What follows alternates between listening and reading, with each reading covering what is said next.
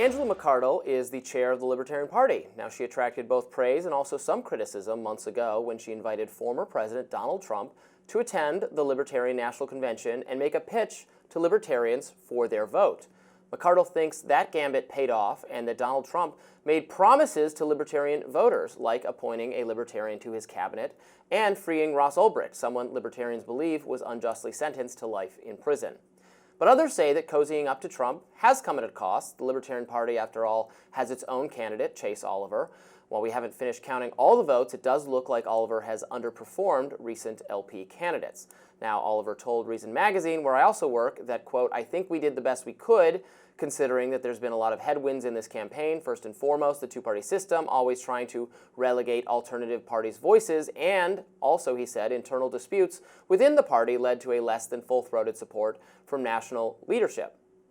But is this outcome worth it if it means that Trump is listening to libertarians? Is Trump listening to libertarians?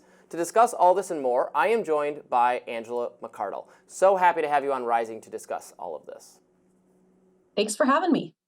So let's start with the Trump cabinet administration picks we're seeing right now. Obviously, this is happening like in real time. I didn't even see that, Kristi Noem got picked for Homeland Security. To me, that's a kind of neutral, might be fine. I did appreciate how she ran her state during COVID. She was more skeptical than others about some of the mandates that could be encouraging from a civil liberties standpoint, I think, if she got into the administration. Then you have someone like Marco Rubio now being discussed, not confirmed as of this moment, but very much sounds like might be the choice for State Department. Elise Stefanik, UN ambassador. These are, in my view, and tell me what yours is, more neoconservative leaning voices, the exact kind of people that libertarians were hoping would not be part of the next administration. So how are you processing all this? Where's your thinking at? I think we're going to see a more libertarian slant on domestic policy, but I never had high hopes for libertarian foreign policy this term. I'm hopeful that it won't get any worse.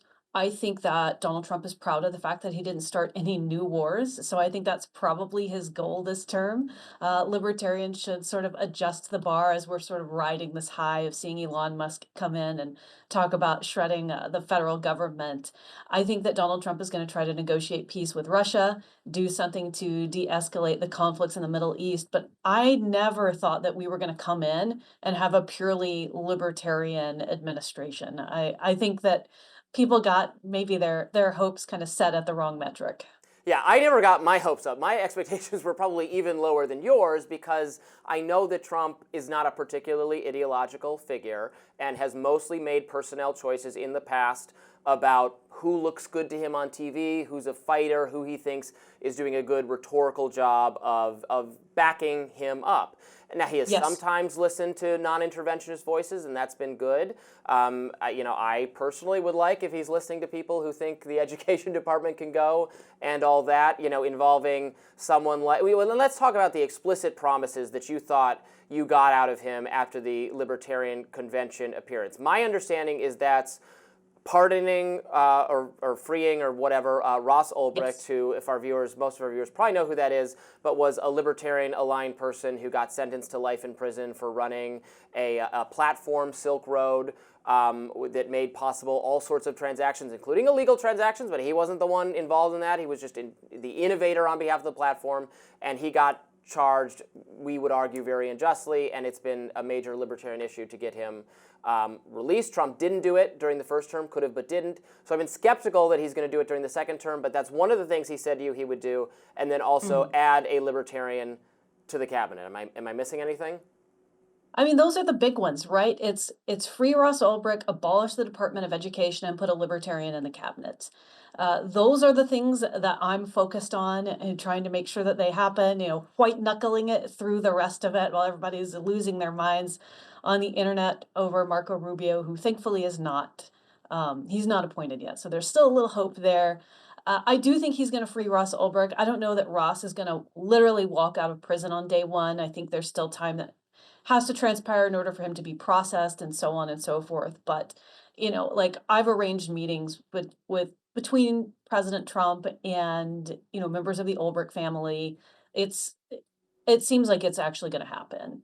And he has made comments about it, not just, privately to me and publicly to the convention, but, at the Bitcoin conference to other people that we know. He's got all the clemency paperwork and all of that already squared away, at least, the packages and things that have been worked up so far. So I think it looks very realistic that it's going to happen and that Ross will be out in less than 30 days, including the time it takes to actually accomplish that, which I don't know. I don't know how much time it takes to get the paperwork over and process someone out of a prison, but Yeah, but I'm very optimistic on that. if it's day one or day 30, we can take the win on that. I agree Yeah. with you there. So I very much hope we see that. On the cabinet appointments, if we got like Massey in charge of agriculture, Rand Paul in charge of that would be phenomenal. That would be such a Yep. success, I think, from the libertarian point of view. I guess my to give voice to the fear, or libertarians, I know some of them who are skeptical of the approach you've taken. If it's just some minor official in some minor government post, or if it's even like RFK Jr., who is right now very proximate to Trump and whom I agree with on some things, and I'm glad has shined a light on free speech violations and some COVID overreach, but also has a long history of supporting environmental regulation and health regulation in ways that are not libertarian. So paradoxically, if like the libertarian choice is him for a role in which he does not align with libertarianism, we can't call that a win, right? No, and I mean, Donald Trump has made some joking comments about how he's not putting Kennedy anywhere near oil, near our liquid gold. So I think that he's mindful of that, and I think, Elon Musk is sort of balancing that out. I am optimistic about seeing a massive deregulation across the country, which is really going to help job growth. And it's one of the less sexy libertarian talking points, but it is very libertarian. I imagine that we're going to get a libertarian like in the Department of Education, which is a very like almost impossible to screw it up place. Just get rid of it. Just kill as much of it as you can. I don't think we're gonna get anything like Secretary of State or something big like that. But whatever we give, I'm just gonna be grateful. It's a foot in the door.